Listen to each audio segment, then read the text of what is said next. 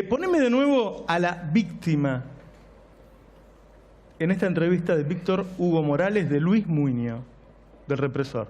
Ponelo. ¿Qué ha sentido Gladys frente a esta decisión de la Corte Suprema? Dolor.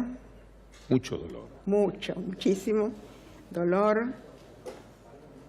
decepción, porque la justicia ya me tenía muy decepcionada, pero este golpe bajo no lo esperaba.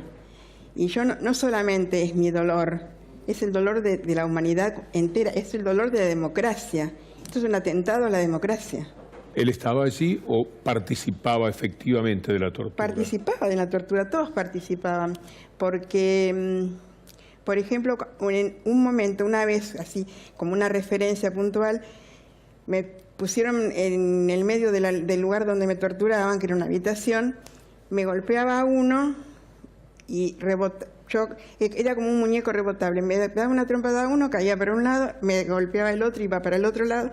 Donde caía me pegaban. Es decir, eran varias personas pegándome hasta que uno me rompió el esternón y me caí y me desmayé. Allí dejaron de pegarme ese día. ¿La torturaban con una capucha o a cara descubierta? No, yo estaba tabicada. Ellos estarían a cara descubierta, pero yo estaba con los ojos vendados. Y después me quemaban. ¿Qué le reconocía? ¿Las voces entonces? Le reconocía las voces. Y además me quemaban. Y me quemaban varios, porque uno me quemaba con un encendedor el cuello. Yo tengo 2 cirugías reparadoras del cuello y todavía tengo esta secuela, porque había quedado con una cicatriz tan enorme que no podía dar vuelta el cuello. Yo tenía que dar vuelta todo el cuerpo para mirar para atrás. Y me quemaron, entonces me quemaban el cuello, yo hacía así, me quemaban, del otro lado me quemaban el brazo con una colilla, del otro lado me quemaban la pierna con el otro encendedor. Entonces eran varios, eran todos los que participaban en la tortura. Estaban muy felices de torturar.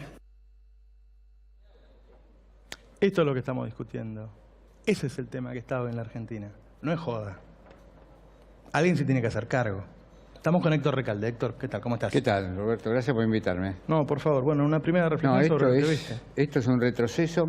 La Argentina se insertó en el mundo por la defensa de los derechos humanos, con las madres, las abuelas en Plaza de Mayo, Raúl Alfonsín con el juicio a la Junta, nosotros con toda la actitud que tuvimos en defensa de los derechos humanos. Y esta regresión, nosotros ya mañana seguramente presentamos un proyecto de ley contestándole a Rosati, que establece el fundamento mayor que tuvo los votos de los 3 ministros de la Corte, porque tanto Lorenzetti como Maqueda votaron en contra. Realmente es una interpretación, yo creo que no lo ayudan al gobierno incluso, porque lo que va a pasar el miércoles, con la convocatoria que hacen los organismos de defensa de los derechos humanos, va a tener muchísima multitud. He visto que incluso dirigentes que pertenecientes a Cambiemos han cuestionado, hasta el ministro de Justicia dijo que estaba en contra de esto. O sea que cuando se quiere ser muy complaciente con el gobierno, a veces les dice un boomerang, ¿no? Y realmente no tienen autoridad moral, y lo vengo diciendo desde el principio, ni Rosenkrantz ni Rosati.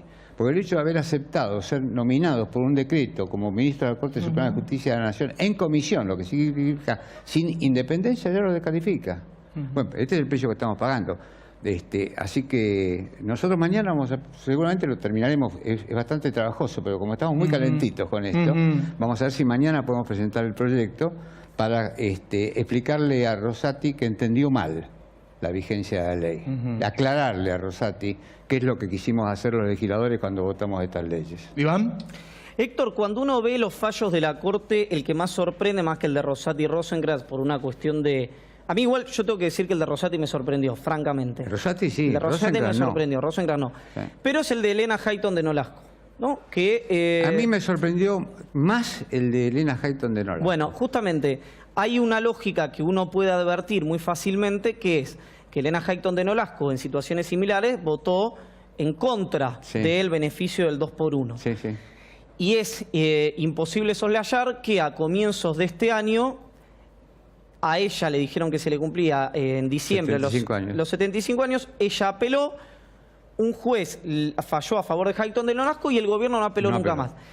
Es difícil disociar esas dos cuestiones. Sí, esos son hechos, que son sagrados. Exacto. Las interpretaciones son libres. Exacto, la permanencia de Elena Highton de Nolasco y este fallo, Sí. ¿vos la ves emparentadas o no te querés aventurar a un análisis de esa naturaleza?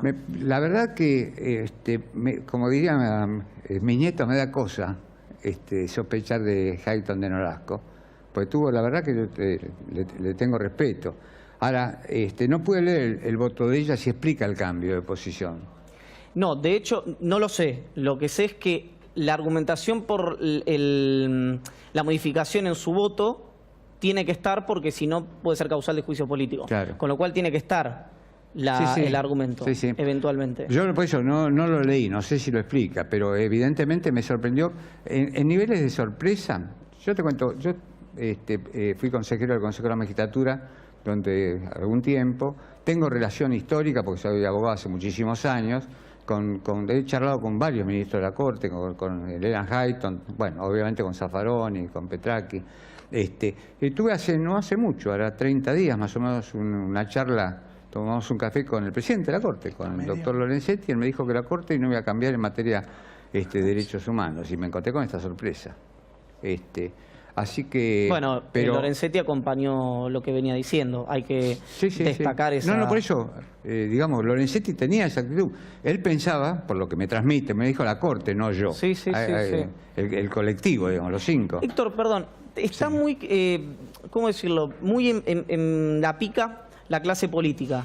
Y a mí me gusta destacar hoy, en la Argentina, que la Unión Cívica Radical, el Frente Renovador, Margarita Stolbizer, la CGT, obviamente el Frente para la Victoria, pero eso no era ninguna sorpresa. Y seguramente me estoy olvidando, los curas de adopción por los pobres. El radicalismo. Por eso, la Unión Cívica Radical fue el primero que te dije porque fue la sorpresa por la positiva. Salieron a rechazar de plano, el mismo Germán Garabano. ¿De qué habla esto? Y habla que realmente, no quiero descalificar personalmente, pero evidentemente si pensaron los jueces de la Corte que van a ser complacientes con el gobierno, se equivocaron. Bueno, pero esa es mi duda, porque, y tal vez haciendo... Lo que pasa es que la deducción es esta.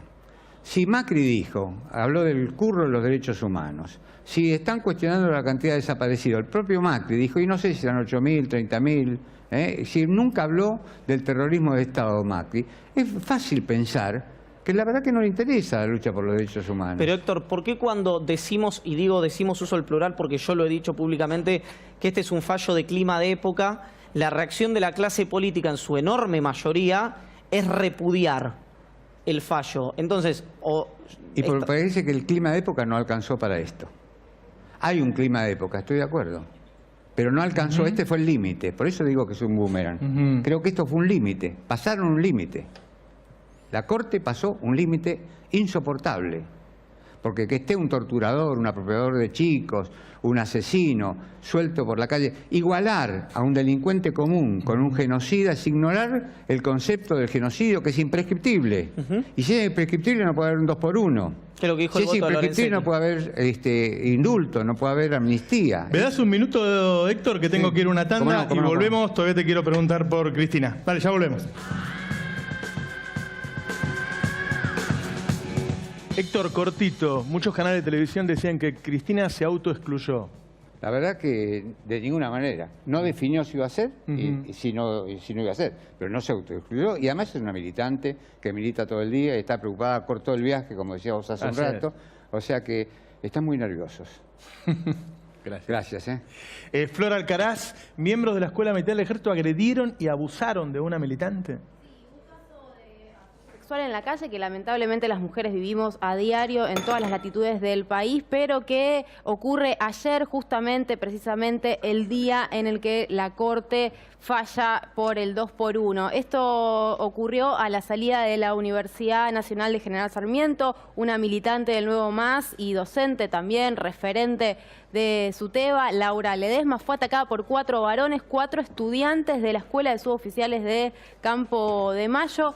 La atacaron abordaron, la interceptaron en la calle. Justamente pasaba un patrullero que interviene, los detiene primeramente a ellos, pero después los deja liberado. Hay una causa abierta por acoso sexual simple. Ellos están libres, se está pidiendo la intervención del Ministerio de Seguridad porque la situación se agrava al ser integrantes de las fuerzas de seguridad precisamente. Así que, bueno, un caso tremendo que se resignifica en un día como el de ayer y que demuestra un poco las consecuencias sociales de un fallo judicial.